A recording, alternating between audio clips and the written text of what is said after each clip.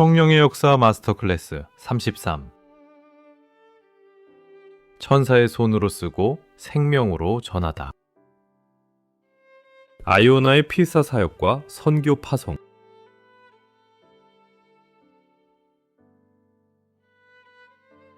여러분 안녕하십니까? 성령의 역사 마스터 클래스 33번째 시간입니다.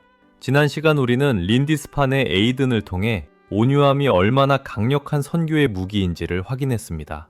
그런데 에이든 같은 위대한 인물은 하늘에서 뚝 떨어진 것이 아니었습니다. 그를 길러내고 파송한 영적 모판, 바로 콜룸바가 세운 아이오나 수도원이 있었기에 가능한 일이었습니다. 오늘은 잠시 인물 중심의 이야기에서 벗어나 이 아이오나 공동체가 도대체 무엇을 하며 지냈는지 그들의 하루 일과와 사역의 현미경을 들여다보려 합니다. 당시 유럽 대륙은 로마 제국이 멸망하고 게르만족이 날뛰며 도서관이 불타고 학교가 문을 닫는 암흑기였습니다. 그를 아는 사람이 사라지고 문명이 후퇴하던 그 절망의 시대에 유일하게 문명의 등불이 꺼지지 않고 타오르던 곳이 바로 스코틀랜드 서쪽 끝 비바람 몰아치는 작은 바위섬 아이오나였습니다. 그곳에서 수도사들은 두 가지 위대한 전쟁을 치르고 있었습니다. 하나는 양피지 위에서 붓과 잉크로 치르는 예술의 전쟁이었고, 다른 하나는 거칠 바다 위에서 배를 타고 치르는 선교의 전쟁이었습니다. 오늘날 세계에서 가장 아름다운 책이라 불리는 케이스의 서가 탄생한 비밀과 한 번 떠나면 다시는 돌아오지 않는 백색 순교의 파송식, 인류의 문명을 구원하고 유럽을 다시 복음화시킨 아이오나의 위대한 이중사역, 그 감동적인 현장으로 여러분을 초대합니다. 먼저 우리는 아이오나 수도원의 가장 깊숙하고 은밀한 곳, 필사본 작업실인 스크립토리움으로 들어가 봅니다. 이곳은 침묵의 공간입니다. 들리는 것이라고는 거친 파도 소리, 그리고 수도사들의 거친 숨소리뿐입니다.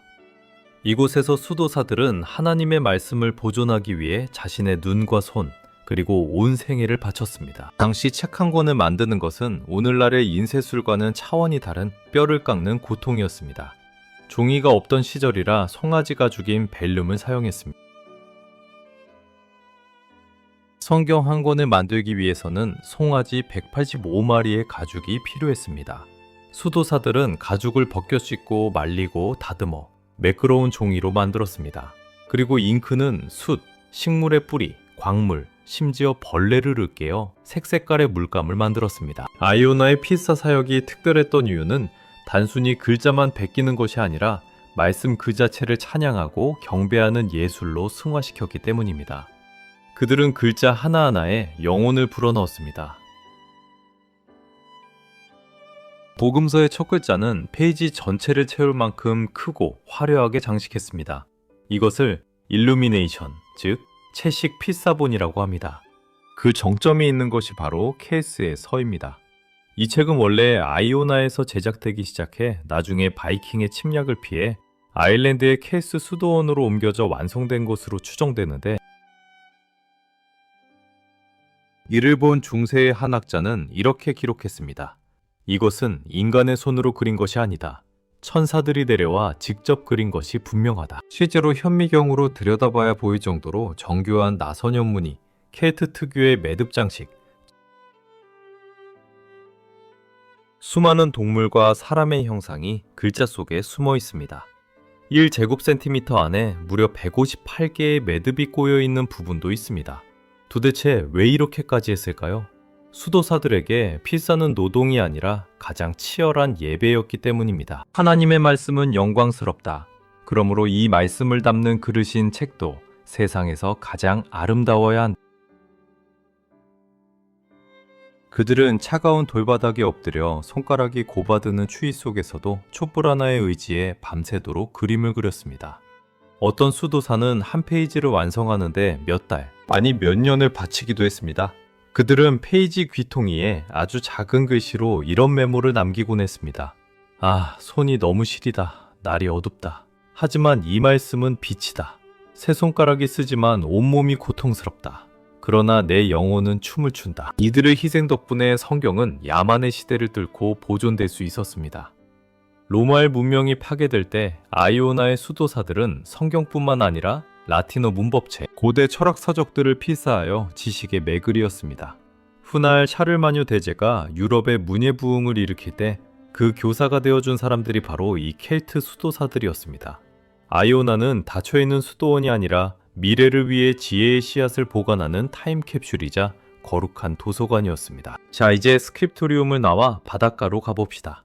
아이오나의 또 다른 사역, 바로 선교 파송입니다. 아이오나 공동체의 모토는 고인물은 썩는다였습니다. 그들은 말씀으로 무장된 제자들을 끊임없이 세상 밖으로 내보냈습니다. 이것을 그들은 페레그리나티오 프로크리스토, 즉 그리스도를 위한 유랑이라고 불렀습니다. 파송식은 비장했습니다. 떠나는 선교사들은 12명이 한 팀을 이루었습니다. 마치 예수님과 12 제자처럼 말입니다. 그들은 작은 가죽배인 커러에 몸을 실었습니다. 짐이라고는 성경책 한 권, 지팡이 하나, 그리고 성찬식을 할 빵과 포도주가 전부였습니다. 그들은 돛을 올리며 이렇게 기도했습니다. 우리의 키자비는 성령님이십니다. 바람이 부는 대로, 성령이 이끄시는 대로 가겠습니다. 그들은 목적지를 정해놓고 떠나지 않았습니다. 바람이 동쪽으로 불면 잉글랜드로, 남쪽으로 불면 프랑스로 갔습니다. 그들에게 중요한 것은 어디로 가느냐가 아니라 누구와 함께 가느냐였습니다. 그들은 다시는 고향으로 돌아오지 않을 각오로 떠났습니다. 이것이 바로 피 흘리지 않는 순교, 백색 순교였습니다. 아이오나에서 파송된 선교사들의 발자취는 실로 놀랍습니다. 32화의 주인공 에이드는 잉글랜드 노선부리아로 가서 린디스판 수도원을 세웠습니다. 또 다른 팀은 바다를 건너 오늘날의 프랑스, 독일, 스위스, 이탈리아 북부까지 진출했습니다. 대표적인 인물이 성 콜룸바누스입니다. 아이오나의 콜룸바와는 동명이인입니다. 그는 유럽 대륙을 종단하며 룩세유, 보비오 같은 거대한 수도원을 세웠습니다. 당시 유럽 대륙의 교회는 부패하고 나태해져 있었습니다. 주교들은 정치 싸움에 바빴고 공직자들은 타락했습니다. 그런데 아일랜드와 스코틀랜드에서 건너온 이 켈트 수도사들은 충격 그 자체였습니다. 거칠 옷을 입고 머리는 앞부분만 삭발한 독특한 모양을 하고 지팡이 하나 들고 나타난 그들은 불같은 열정으로 회개를 외쳤습니다. 그들은 가는 곳마다 학교를 열어 글을 모르는 야만인들에게 라틴어를 가르쳤고 농사법을 가르쳐 배고픔을 해결해 주었습니다. 무엇보다 그들은 고해성사 제도를 대중화시켰습니다. 이전까지 죄의 고백은 공개적으로 해야 해서 사람들이 꺼려지만 켈트 수도사들은 개인적인 영적 상담을 통해 죄를 고백하고 치유받는 사적 고해성사를 도입하여 유럽인들의 영혼을 어루만졌습니다. 오늘날 스위스의 지명인 상트갈레는 아이오나 출신의 선교사 성 갈의 이름에서 유래했습니다. 이탈리아 북부의 보비오는 켈트 수도사들이 세운 도서관으로 유명합니다. 우리가 아는 중세, 유럽의 기독교 문화는 사실상 로마 교회의 제도와 켈트 교회의 영성이 합쳐져서 만들어진 것입니다. 그리고 그 생명력의 원천이 바로 저 북쪽 끝 아이오나의 작은 섬에서 솟아나고 있었던 것입니다. 아이오나의 하루는 기도와 노동의 연속이었습니다. 새벽 2시에 일어나 기도를 시작했고 하루에 138편의 시편을 암송했습니다. 그들은 밭에서 일하다가도 종이 울리면 그 자리에 엎드려 기도했습니다. 밥을 먹을 때도 한 수도사가 성경을 낭독하면 나머지는 침묵하며 들었습니다. 그들의 삶 전체가 하나의 거대한 기도였고 그 기도의 힘이 붓끝을 통해 책으로, 배를 통해 선교지로 흘러나갔습니다. 어느 날 콜룸바가 밭에서 일하고 있는 수도사들을 바라보며 이렇게 예언했습니다. 지금은 이곳이 작고 초라한 섬에 불과하지만 언젠가는 세상의 왕들과 통치자들, 그리고 먼 나라의 백성들이 찾아와 이곳을 거룩한 때이라 부르며 경배할 것이다. 그의 예언은 적중했습니다. 스코틀랜드의 역대왕 48명, 노르웨이 왕 8명, 아일랜드 왕 4명, 프랑스 왕 2명이 죽은 뒤 이 아이오나 섬에 묻히기를 소원하여 이곳에 안장되었습니다. 세상의 권력자들은 죽어서라도 이 거룩한 기도자들의 고배에 묻히고 싶어 했던 것입니다. 사랑하는 여러분, 아이오나 공동체의 이야기는 오늘 우리에게 두 가지 중요한 질문을 던집니다. 첫째, 여러분은 무엇을 남기고 있습니까? 아이오나의 수도사들은 자신의 이름을 남기지 않았습니다. 케스의 설을 누가 그렸는지 우리는 모릅니다. 하지만 그들은 가장 아름다운 말씀의 유산을 남겼습니다. 우리는 성우제 육체의 편안함을 위해 살고 있습니까? 아니면 영원한 가치를 위해 뼈를 깎는 수고를 하고 있습니까? 둘째, 여러분은 떠날 준비가 되어 있습니까? 아이오나의 선교사들은 돛을 올리고 바람이 부는 대로 성령이 이끄시는 대로 떠났습니다. 안주하는 신앙은 능력이 없습니다.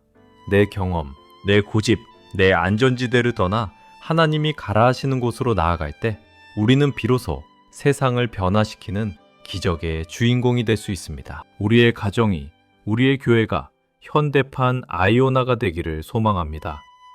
안으로는 말씀의 깊은 우물을 파고 밖으로는 복음의 생수를 흘려보내는 거룩한 기지. 세상이 어두울수록 빛은 더 선명하게 보입니다.